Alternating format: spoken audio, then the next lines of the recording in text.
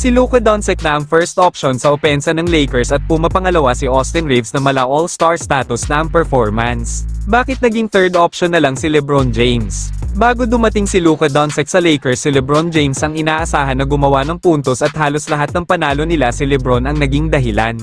Sa pagdating ni Luka Doncic sa Lakers, nakapagpahinga ang katawan ni LeBron James sa paggawa ng puntos bagamat di naman bumaba ang kanyang average na nasa 27 per game pa rin ang naiaambag niya.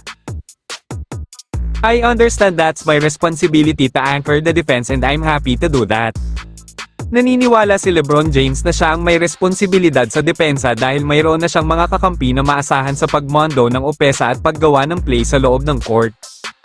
Kahapon lang tinalo ng Los Angeles Lakers ang number 1 seeded na Oklahoma City Thunder sa score na 126-99. Number 3 seeded pa rin ang Lakers at 2 games ahead sila sa number 5 spot hanggang 8 spot na Memphis Grizzlies.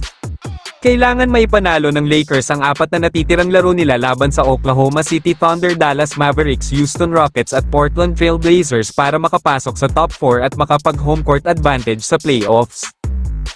Sa tingin nyo mga boss, third option na lang ba si LeBron James o isa sa mga game plan ni Coach JJ Redick na wag munang pagurin si LeBron dahil paghahanda ito para sa playoffs? Kung may komento kayo, pakilagay lang sa ibaba at ating pag-uusapan yan. Huwag sanang kalimutang mag-like, follow at share ng mga videos ko. Maraming salamat mga boss, ingat palagi at God bless.